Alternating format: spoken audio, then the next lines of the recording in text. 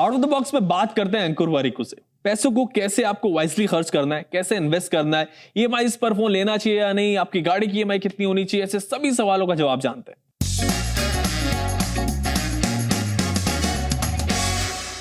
अंकुर, हम out of the box में अक्सर बात करते हैं, फोन्स के रिव्यूज भी करते हैं, गाड़ियों के बारे में बात करते हैं कि भाई कौन सा क्या लेना चाहिए, कब लेना चाहिए। फॉर एग्जांपल, अगर किसी की नीड है जो 5 लाख या 10 लाख की गाड़ी से पूरी हो रही है, लेकिन जस्ट बिकॉज सोसाइटी में उधर जो एरिया है वहाँ पे 20 लाख की गाड़ी लोगों के पास है, तो इस चैलेंज को कैसे आदमी नेविगेट करे और कैसे अपने लिए असर्टेन करे कि उसको क्या जरूरत है, क्या उसकी नीड है?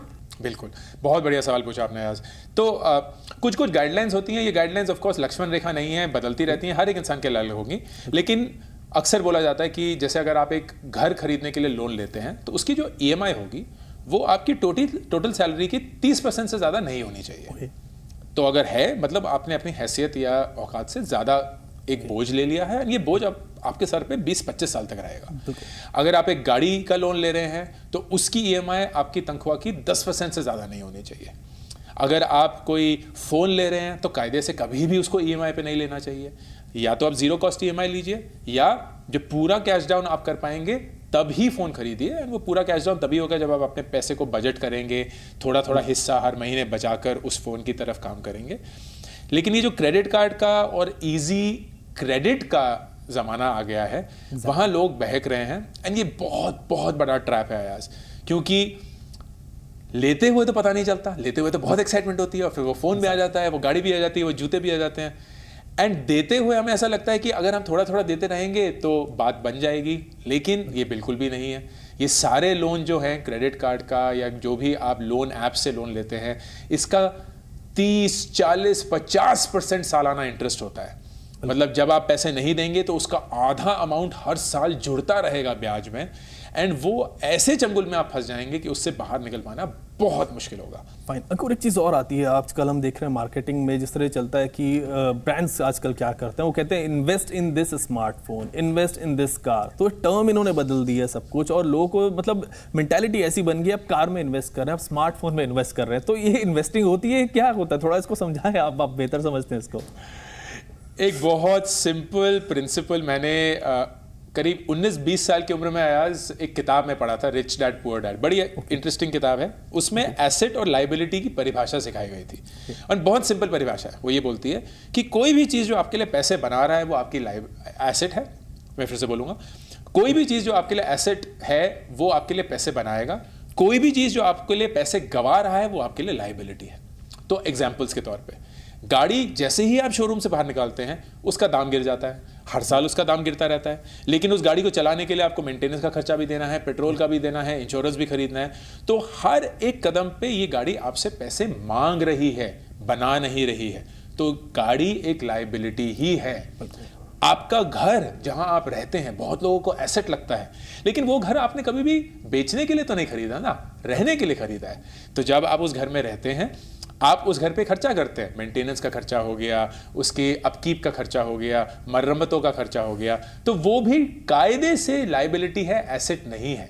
तो मैं अक्सर ये बोलता हूं कि गरीबियत की माइंडसेट ये बोलती है कि आपकी तनख्वाह में से आपके खर्चे निकाल के जो बचेगा उसको हम इन्वेस्ट करेंगे, एंड वो अमाउंट नेचुरली वेरी करता रहेगा। ये गरीबियत का माइंडसेट है। अमीरियत का माइंडसेट ये बोलता है कि मेरी तनख्वाह में से मैं पहले इन्वेस्ट करूंगा और फिर जो भी बचेगा उसी में से अपने खर्चे निकालूंगा। एंड ये अमीरियत का माइंडसेट अपने फ्यूचर सेल्फ को पहले पे करता है और अपने करंट सेल्फ को बाद में। अंकुर, हमने बात की, अभी आप बात करें एसेट्स की कि हम स्टॉक खरीदे, गोल्ड खरीदे, तो इसमें आपसे जानना चाहूँगा कि एक बंदा जिसकी सैलरी, मतलब सैलरीड एम्प्लॉय है, तो वो कितना परसेंटेज ऑफ अपना उसका जो इनकम है उसको इन्वेस्ट करे, वो कितना, एक मतलब आप कुछ बताएंगे इसके बारे में? बिल्कुल। तो एक बहुत सिंपल रूल है, मैंने इसका इजाद नहीं किया है, ये बहुत सालों से है, 50-30-20 रूल। वो ये बोलता है कि जो भी आपके हाथ में हर महीने तनख्वाह आती है उसको 3 भागों में बांटिए। एक 50% जो आपकी ज़रूरतों की तरफ जाएगा, तो आपका रेंट हो गया, आपका ईएमआई हो गया, खाने पीने का खर्चा, बिजली पानी का खर्चा।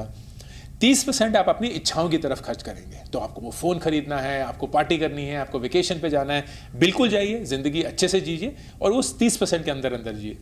एंड 20% आप हर साल या हर महीने अपनी तनख्वाह का इन्वेस्ट करेंगे एंड ये आपके फ्यूचर की तरफ होगा। जो भी आपके गोल हैं, वो शॉर्ट टर्म गोल हो सकते हैं, गाड़ी खरीदनी है, एजुकेशन के लिए जाना है, शादी करनी है, या कुछ भी।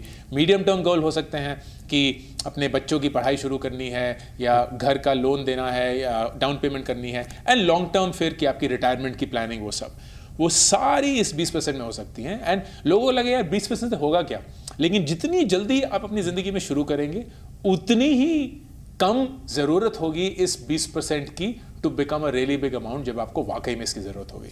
तो कंपाउंडिंग एक बहुत खूबसूरत चीज़ है जो सालों में आपकी सारी ज़रूरतों को पूरा कर देती है। एंड इसके लिए जितनी जल्दी आप शुरू कर सकें और 20% अपनी सैलरी का इन्वेस्ट करें, उतना ही आप फ़ायदे में रहेंगे। फाइन। अंकुर, एक और बड़ा इंपॉर्टेंट क्वेश्चन है यहाँ पे कि जो पेरेंट्स हैं वो कैसे अपने बच्चों के अंदर फाइनेंशियल डिसिप्लिन कहें या ये एटिकेट्स कहें, वो इंस्टिल करें, क्या चीज़ें उनको करनी चाहिए। बिकॉज आजकल हम देखते हैं कल्चर एक ऐसा बन गया शॉर्ट्स का और ये सब चीज़ कि इंस्टेंट ग्रेटिफिकेशन लोगों को चाहिए होता है। ये चीज़ आई, ठीक है, ये भी ले ली, वो भी ले ली, तो बच्चों के ना बड़े परेशान हो जाते हैं बच्चों को लेके पेरेंट्स जो होते हैं। तो वो कैसे इंस्टिल करें अपने बच्चों के अंदर फाइनेंशियल डिसिप्लिन। सबसे पहले तो प्लीज़ पैसे के बारे में बात करिए। हमारे कल्चर में पैसे के बारे में बात ही नहीं होती है। तो अगर आप बिजनेस परिवार से हैं तभी होगी, वरना तो पैसा मतलब ना ना ना ना ना ना किसी से कभी पूछा जाएगा कि तुम कितने कमाते हो, कैसे खर्च करते हो, क्या खर्च करते हो। इतने सारे लोग हैं जिनको कोई आइडिया नहीं है कि उनके परिवार की पूरी आमदनी कितनी है, कितना खर्चा है। इन सब चीज़ों के बारे में प्लीज़ बातें करिए। अपने परिवार को एक बिजनेस के तौर पर देखिए और कभी भी बैठ के क्वार्टरली एक बोर्ड मीटिंग करिए जहाँ सारे परिवार के मेंबर आएंगे और बोलेंगे हमारे क्वार्टर का ये परफॉर्मेंस रहा है, ये आमदनी थी, ये खर्चे थे, ये प्लान था, ये प्लान नहीं था वगैरह। एंड उससे एक डिसिप्लिन बनेगा बच्चों में कि वो पैसे की तरफ देखना शुरू करें, उसके बारे में सोचना शुरू करें। दूसरा, ये ट्रेनिंग दे सकते हैं कि वो जाके असली ज़िंदगी में पैसे खर्च करें, पैसे को समझें, लेन देन समझें। They will start thinking more and more about it. And number 3 बहुत ज़रूरी, ये एक वैल्यू अपने बच्चों में इंस्टिल करिएगा कि पैसे के पीछे भागने से आप हमेशा पैसे के अधीन हो जाएंगे, लेकिन पैसे को एक दोस्त की तरह देखिए जहां ना आपको उससे जीतना है, ना आपको उससे दुश्मनी मोल लेनी है, आपको उसको साथ लेते हुए अपनी ज़िंदगी जीनी है। एंड जितना ज़्यादा आप ये कर पाएंगे उतना ही आप पैसे के साथ खुश रहेंगे।